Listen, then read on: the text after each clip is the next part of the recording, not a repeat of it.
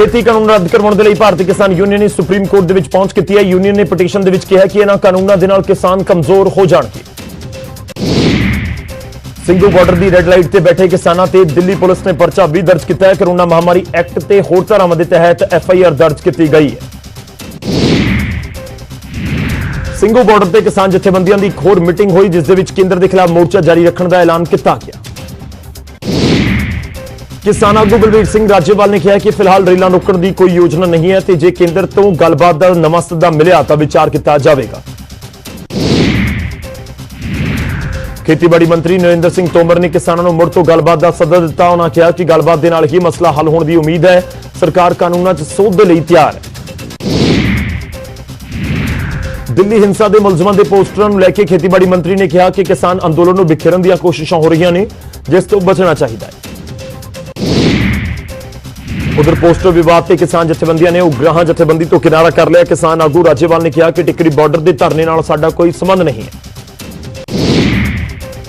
किसान आगू हरिंदर सिंह लखोवाल ने कहा कि उग्राह जथेबंदी बाकी 32 जथेबंदियां शामिल नहीं है। उन्होंने कहा कि उग्राह जथेबंदी सानू सिर्फ समर्थन दे रही है।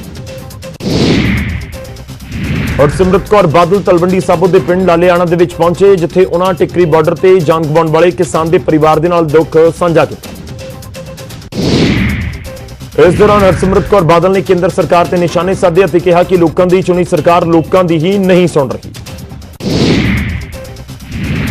बीजेपी आगू हरजीत गरेवाल ने साफ कर दिता है कि केंद्र तीनों खेती कानूनों को वापस नहीं लवेगी, पर सरकार सोध के लिए तैयार है। गरेवाल ने कहा कि किसानी अंदोलन को गलत दिशा देने की कोशिश की जा रही है तो नक्सली जथेबंदियां अंदोलन को खराब कर रही हैं। बीजेपी आगू तरुण चुग ने कहा कि किसानों को अपना अंदोलन खत्म कर देना चाहिए तो खेती कानून किसानों के हित दे विच ही ने। खेती कानूनों के खिलाफ 14 दिसंबर को कांग्रेस शंभू बॉर्डर के उत्ते धरना देगी। सूबा कांग्रेस प्रधान सुनील जाखड़ ने कहा कि किसानों के हक दे विच वड्डी रैली भी की जाएगी। पंजाबी कलाकार सिंघा और सिप्पी गिल ने सिंघू बॉर्डर पहुंच के किसानों की हिमायत की। दोहां ने कहा कि इस अंदोलन ने पंजाब ते हरियाणा को मुड़ तो एक कर दिता है। पलवल च बुंदेलखंड के किसानों ने सिर मुंडवा के खेती कानूनों का विरोध किया। किसानों ने कहा कि जदों तक सरकार जिद नहीं छड़ती यह धरना इसी तरह जारी रहेगा। मुक्तसर साहब दे विच छोटे छोटे बच्चों ने भी खेती कानूनों का विरोध किया। बच्चों ने दिल्ली मोर्चे दे विच शामिल किसानों के हक दे लई साइकिल रैली कड्ढी। गोहाना दे विच किसानों ने वखरे ढंग दे नाल खेती कानूनों का विरोध किया। डफली वजा के केंद्र सरकार के खिलाफ रोस जताया गया। महाराष्ट्र के सिक्ख्या मंत्री ने पलवल दे विच किसानों के धरने दे विच हिस्सा लिया। उन्होंने कहा कि बीजेपी किसान हितैषी होने का दिखावा करती है। खेती कानूनों के खिलाफ दिल्ली के बॉर्डर से किसानों का धरना जारी है तो इस धरने दे विच लोग लगातार शामिल हो रहे हैं। अमृतसर तो भी काफिला दिल्ली मोर्चे के लिए रवाना होया। रोपड़ के कई पिंडों के नौजवान भी दिल्ली के लिए रवाना हुए। समाज सेवियों ने दिल्ली जाने वाले वाहनों च तेल पाउण की सेवा भी निभाई। फिरोजपुर तो किसान मजदूर संघर्ष कमेटी का दूजा वड्डा काफिला दिल्ली मोर्चे के लिए रवाना होया। हजारों की गिनती च किसान राशन लैके दिल्ली वाल कूच कर गए। करनाल दे विच किसानों के समर्थन च जिला कौंसल की मैंबर कुलजीत कौर ने अस्तीफा दे दिता। उन्होंने हुण तक मिली तनख्वाह भी किसानों को देने का ऐलान किया।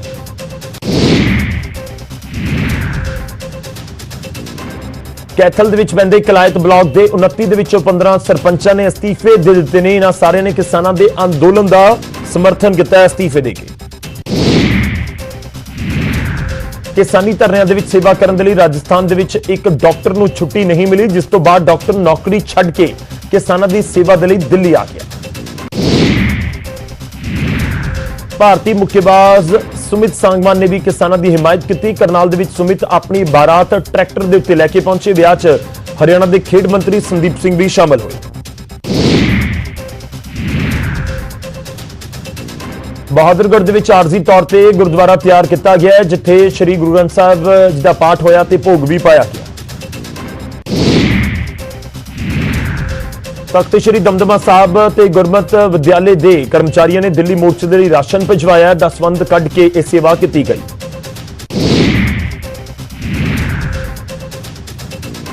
ਸਿੰਘੂ ਬਾਰਡਰ ਤੇ ਕਈ ਕਿਸਾਨ ਲੰਗਰ ਦੀ ਸੇਵਾ ਨਿਭਾ ਰਹੇ ਨੇ। ਕਿਸਾਨਾਂ ਨੇ ਕਿਹਾ ਕਿ ਮੰਗਾਂ ਮੰਨੇ ਜਾਣ ਤੱਕ ਉਹ ਇਸੇ ਤਰ੍ਹਾਂ ਸੇਵਾ ਨਿਭਾਉਂਦੇ ਰਹਿਣਗੇ।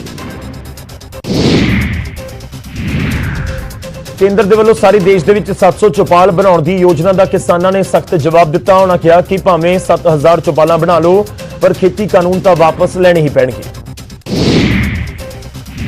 ਸਿੰਘੂ ਬਾਰਡਰ ਤੇ ਹੁਣ ਕਿਸਾਨਾਂ ਦੇ ਲਈ ਜਿਮ ਵੀ ਖੁੱਲ ਗਿਆ ਹੈ। ਇਸੇ ਤਰ੍ਹਾਂ ਕਿਸਾਨਾਂ ਨੇ ਮਸਾਜ ਦੇ ਲਈ ਕੁਰਸੀਆਂ ਵੀ ਲਗਾਈਆਂ ਨੇ। ਸਿੰਘੂ ਬਾਰਡਰ ਤੇ ਪ੍ਰਦਰਸ਼ਨਕਾਰੀਆਂ ਦੇ ਕੱਪੜੇ ਧੋਣ ਦੀ ਸੇਵਾ ਵੀ ਸ਼ੁਰੂ ਕੀਤੀ ਗਈ ਹੈ। ਵਾਸ਼ਿੰਗ ਮਸ਼ੀਨ ਲਗਾ ਕੇ ਧਰਨਿਆਂ ਦੇ ਵਿੱਚ ਆਏ ਲੋਕਾਂ ਦੇ ਲੀੜੇ ਧੋਏ ਜਾ ਰਹੇ ਨੇ। ਸਿੰਘੂ ਬਾਰਡਰ ਤੇ ਕਿਸਾਨਾਂ ਦੇ ਧਰਨੇ ਦੇ ਵਿਚਾਲੇ ਇੱਕ ਬਰਾਤ ਵੀ ਲੰਘੀ। ਕਿਸਾਨਾਂ ਨੇ ਬਰਾਤ ਦੇ ਵਿੱਚ ਮਨੋਰੰਜਨ ਕੀਤਾ ਤੇ ਬੋਲੀਆਂ ਵੀ ਪਾਈਆਂ। ਕੋਰੋਨਾ ਦੇ ਮਾਮਲੇ ਨੂੰ ਵੇਖਦੇ ਹੋਏ ਪੰਜਾਬ ਸਰਕਾਰ ਨੇ 1 ਜਨਵਰੀ ਤੱਕ ਨਾਈਟ ਕਰਫਿਊ ਦੇ ਵਿੱਚ ਇਜ਼ਾਫਾ ਕੀਤਾ ਹੈ। ਪਹਿਲਾਂ 15 ਦਸੰਬਰ ਤੱਕ ਹੀ ਨਾਈਟ ਕਰਫਿਊ ਲਗਾਇਆ ਗਿਆ ਸੀ। ਫਾਜ਼ਿਲਕਾ ਦੇ ਪਿੰਡ ਦਾਨੇਵਾਲਾ ਦੇ ਵਿੱਚ ਕਿੰਨੂ ਤੋੜਨ ਦੇ ਲਈ ਲੇਬਰ ਨੂੰ ਲਿਜਾ ਰਹੀ ਇੱਕ ਗੱਡੀ ਪਲਟ ਗਈ। ਹਾਦਸੇ ਦੇ ਵਿੱਚ 2 ਔਰਤਾਂ ਦੀ ਮੌਤ ਹੋ ਗਈ ਜਦਕਿ ਕਈ ਹੋਰ ਜ਼ਖਮੀ ਹੋ ਗਏ। ਜਲੰਧਰ ਦੇ ਸਿੰਘ ਨਗਰ ਦੇ ਵਿੱਚ ਗੁਰਦੁਆਰਾ ਸਾਹਿਬ ਦੇ ਵਿਵਾਦ ਦੇ ਵਿੱਚ ਚੱਲਦਿਆਂ ਇੱਕ ਨੌਜਵਾਨ ਦਾ ਕਤਲ ਕਰ ਦਿੱਤਾ ਗਿਆ। ਪੇਸ਼ੇ ਤੋਂ ਵਕੀਲ ਮ੍ਰਿਤਕ ਗੁਰਦੁਆਰੇ ਦੇ ਪ੍ਰਧਾਨ ਦਾ ਬੇਟਾ ਹੈ। ਸੰਗਰੂਰ ਦੇ ਵਿੱਚ ਅਗਵਾ ਕਰਕੇ ਇੱਕ ਨੌਜਵਾਨ ਨੂੰ ਮੌਤ ਦੇ ਘਾਟ ਉਤਾਰ ਦਿੱਤਾ ਗਿਆ। ਅਣਪਛਾਤੇ ਹਮਲਾਵਰਾਂ ਨੇ ਤੇਜ਼ਧਾਰ ਹਥਿਆਰਾਂ ਦੇ ਨਾਲ ਵਾਰਦਾਤ ਨੂੰ ਅੰਜਾਮ ਦਿੱਤਾ। ਪਾਣੀਪਤ ਦੇ ਸੈਕਟਰ 29 ਦੇ ਵਿੱਚ ਇੱਕ ਸ਼ਖਸ ਨੇ ਗਲਾ ਦਬਾ ਕੇ ਆਪਣੀ ਪਤਨੀ ਨੂੰ ਮੌਤ ਦੇ ਘਾਟ ਉਤਾਰ ਦਿੱਤਾ। ਦੱਸਿਆ ਜਾ ਰਿਹਾ ਕਿ ਪਤੀ ਦੇ ਨਾਜਾਇਜ਼ ਸਬੰਧ ਸਨ ਜਿਸ ਕਾਰਨ ਦੋਵਾਂ ਦੇ ਵਿਚਾਲੇ ਝਗੜਾ ਹੁੰਦਾ ਰਹਿੰਦਾ ਸੀ। ਬਰਨਾਲਾ ਪੁਲਿਸ ਨੇ ਕਤਲ ਮਾਮਲੇ 'ਚ 5 ਵਿਅਕਤੀਆਂ ਨੂੰ ਕਾਬੂ ਕੀਤਾ ਹੈ। ਕੁਝ ਦਿਨ ਪਹਿਲਾਂ 20 ਸਾਲਾ ਨੌਜਵਾਨ ਦੀ ਲਾਸ਼ ਗਟਰ ਦੇ ਵਿੱਚੋਂ ਮਿਲੀ ਸੀ। ਅੰਮ੍ਰਿਤਸਰ ਦੇ ਵਿੱਚ ਪਾਰਕ 'ਚ ਬੈਠਣ ਨੂੰ ਲੈ ਕੇ ਕਾਉਂਸਲਰ ਤੇ ਹਵਾਈ ਫਾਇਰਿੰਗ ਕਰਨ ਦੇ ਇਲਜ਼ਾਮ ਲੱਗੇ ਨੇ। ਪਾਰਕ ਦੇ ਵਿੱਚ ਘਰ ਸਮਾਨ ਵੇਚਣ ਵਾਲੀਆਂ ਔਰਤਾਂ ਬੈਠੀਆਂ ਸਨ ਜਿਨ੍ਹਾਂ ਨੇ ਬਾਅਦ ਦੇ ਵਿੱਚ ਪ੍ਰਦਰਸ਼ਨ ਵੀ ਕੀਤਾ। ਹਮੀਰਪੁਰ ਪੁਲਿਸ ਨੇ 320 ਗ੍ਰਾਮ ਹੈਰੋਇਨ ਸਣੇ ਇਨੋਵਾ ਸਵਾਰ 2 ਨੌਜਵਾਨਾਂ ਨੂੰ ਗ੍ਰਿਫਤਾਰ ਕੀਤਾ ਹੈ। ਹੈਰੋਇਨ ਦੀ ਕੀਮਤ ਕਰੋੜਾਂ ਰੁਪਏ 'ਚ ਦੱਸੀ ਜਾਂਦੀ ਹੈ। ਕਰਨਾਲ ਦੇ ਸੈਕਟਰ 7 ਦੇ ਵਿੱਚ ਲੁਟੇਰਿਆਂ ਨੇ ਬੈਂਕ ਤੋਂ ਆਏ ਨੌਜਵਾਨ ਨੂੰ ਲੁੱਟਣ ਦੀ ਕੋਸ਼ਿਸ਼ ਕੀਤੀ। ਨੌਜਵਾਨ ਨੇ ਲੁਟੇਰਿਆਂ ਦਾ ਡਟ ਕੇ ਸਾਹਮਣਾ ਕੀਤਾ ਜਿਸ ਕਾਰਨ ਲੁਟੇਰਿਆਂ ਨੂੰ ਭੱਜਣਾ ਪੈ ਗਈ।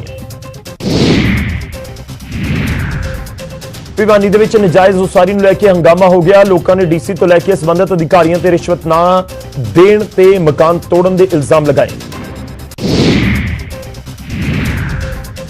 ਪਠਾਨਕੋਟ ਦੇ ਸਿਵਲ ਹਸਪਤਾਲ ਦੇ ਵਿੱਚ ਲੋਕਾਂ ਨੇ ਹੰਗਾਮਾ ਕਰ ਦਿੱਤਾ। ਲੋਕਾਂ ਨੇ ਡਾਕਟਰਾਂ ਤੇ ਹਸਪਤਾਲ ਦੇ ਵਿੱਚ ਨਾ ਆਉਣ ਦੇ ਇਲਜ਼ਾਮ ਲਗਾਏ। ਦੇਸ਼ ਭਰ ਦੇ ਵਿੱਚ ਐਲੋਪੈਥਿਕ ਡਾਕਟਰਾਂ ਦੇ ਵੱਲੋਂ ਹੜਤਾਲ ਕੀਤੀ ਗਈ। ਐਲੋਪੈਥਿਕ ਡਾਕਟਰਾਂ ਦੇ ਵੱਲੋਂ ਆਯੁਰਵੈਦਿਕ ਡਾਕਟਰਾਂ ਨੂੰ ਸਰਜਰੀ ਦੀ ਇਜਾਜ਼ਤ ਦੇਣ ਦਾ ਵਿਰੋਧ ਕੀਤਾ ਗਿਆ। ਉਧਰ ਗੁਰਦਾਸਪੁਰ ਦੇ ਵਿੱਚ ਵੀ ਨਿੱਜੀ ਹਸਪਤਾਲਾਂ ਦੇ ਡਾਕਟਰਾਂ ਨੇ ਕੇਂਦਰ ਸਰਕਾਰ ਦੇ ਖਿਲਾਫ ਪ੍ਰਦਰਸ਼ਨ ਕੀਤਾ। ਐਮਰਜੈਂਸੀ ਸੇਵਾਵਾਂ ਨੂੰ ਛੱਡ ਕੇ ਬਾਕੀ ਸੇਵਾਵਾਂ ਬੰਦ ਰੱਖੀਆਂ ਗਈਆਂ। ਪਟਿਆਲਾ ਦੇ ਵਿੱਚ ਵੀ ਡਾਕਟਰਾਂ ਨੇ ਵਿਰੋਧ ਪ੍ਰਦਰਸ਼ਨ ਕੀਤਾ। ਉਹਨਾਂ ਕਿਹਾ ਕਿ ਸਰਕਾਰ ਆਯੁਰਵੇਦ ਦੇ ਵਿਦਿਆਰਥੀਆਂ ਨੂੰ MBBS ਡਾਕਟਰਾਂ ਦੇ ਬਰਾਬਰ ਕਰਨ ਜਾ ਰਹੀ ਹੈ ਜਿਸ ਦੇ ਨਾਲ ਜਨਤਾ ਦੀ ਜਾਨ ਖਤਰੇ 'ਚ ਪੈ ਜਾਵੇ। ਹਿਮਾਚਲ ਦੇ ਕਾਂਗਰਸ ਪ੍ਰਧਾਨ ਕੁਲਦੀਪ ਠਾਕੁਰ ਨੇ ਮਾਤਾ ਚਿੰਤਪੁਰਨੀ ਮੰਦਿਰ ਦੇ ਵਿੱਚ ਮੱਥਾ ਟੇਕਿਆ। ਇਸ ਦੌਰਾਨ ਉਹਨਾਂ ਖੇਤੀ ਕਾਨੂੰਨਾਂ ਤੇ ਵੀ ਸਵਾਲ ਚੁੱਕੇ।